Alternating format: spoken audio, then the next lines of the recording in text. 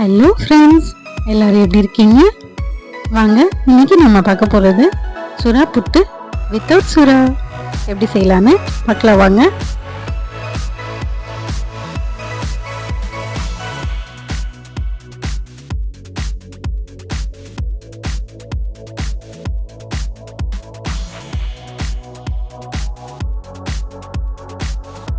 நம்ம first chicken எடுத்துக்கலாம். Chicken keema பண்ணி வாங்கிக்கோங்க. போன்லெஸ் சிக்கனாக எடுத்து அதில் உப்பு மஞ்சப்பொடியும் சேர்த்து ப்ரெஷர் குக்கரில் 2 விசில் விட்டுக்கோங்க. 2 விசிலுக்கு மேலே வைக்காதீங்க, ரொம்ப வெந்துடும். ஓகேங்களா? இப்போ சுறா புட்டு செய்கிறதுக்கு தேவையான பொருட்கள்: சிக்கன் கீமா வேக வச்சது, இஞ்சி பூண்டு பேஸ்ட் வேணும்னு எடுத்துக்கோங்க. பூண்டு நறுக்கினது, பச்சை மிளகாய் நறுக்கினது, நல்லா பொடிசாக கட் பண்ண வெங்காயம், மஞ்சப்பொடி, ஒரே ஒரு முட்டை, எண்ணெய் சேர்த்துக்கோங்க, கடுகு சேர்த்துக்கோங்க. நான் எடுத்த குவான்டிட்டிக்கு ஒரு முட்டை போதும். நீங்கள் இதை விட அதிகமாக எடுத்தீங்கன்னா முட்டையை இன்னும் கொஞ்சம் எக்ஸ்ட்ரா சேர்த்துக்கோங்க. வெங்காயம் எல்லாமே குவான்டிட்டி எக்ஸ்ட்ரா சேர்த்துக்கோங்க.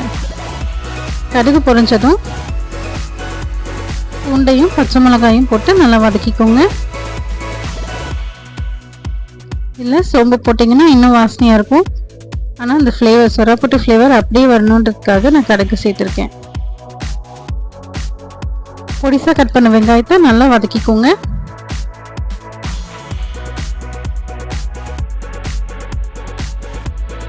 நீங்கள் சுறாப்புட்டுக்கு இஞ்சி பூண்டு பேஸ்ட்டை போடுறவங்களா இருந்தீங்கன்னா வெங்காயம் வதங்கின இந்த ஸ்டேஜில் இஞ்சி பூண்டு பேஸ்ட்டை சேர்த்துக்கோங்க.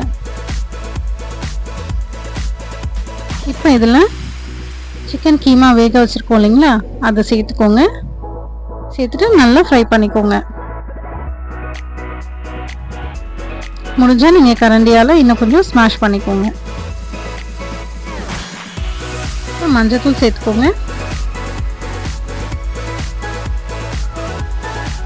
சேர்த்துட்டு நல்லா வதக்கிக்கோங்க.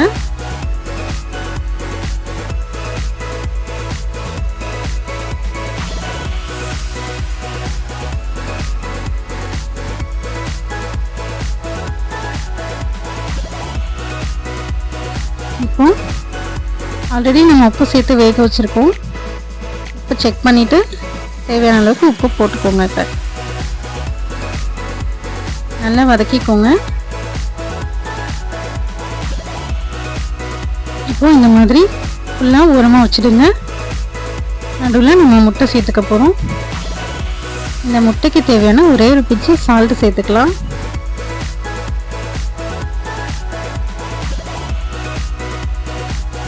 இதை நல்லா மிக்ஸ் பண்ணிவிட்டு எல்லாத்தையும் சேர்த்து வதக்கிடுங்க.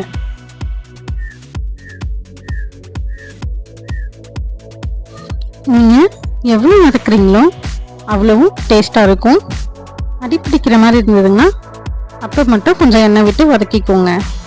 நிறைய எண்ணெய் விட்டிங்கன்னா சொதன்னு ஆகிடும். நல்லா குக் ஆனதும் இந்த பச்சை ஸ்மெல், அதாவது ராஸ்மெல் எல்லாம் போனதுக்கப்புறமா கொத்தமல்லி தூவி இறக்கிடுங்க. செஞ்சு பார்த்துட்டு எப்படி இருக்குன்னு கமெண்ட் பாக்ஸில் சொல்லுங்கள். என்னோடய சேனலை சப்ஸ்கிரைப் பண்ணுங்கள், லைக் பண்ணுங்கள், ஷேர் பண்ணுங்கள், கமெண்ட் பண்ணுங்கள்.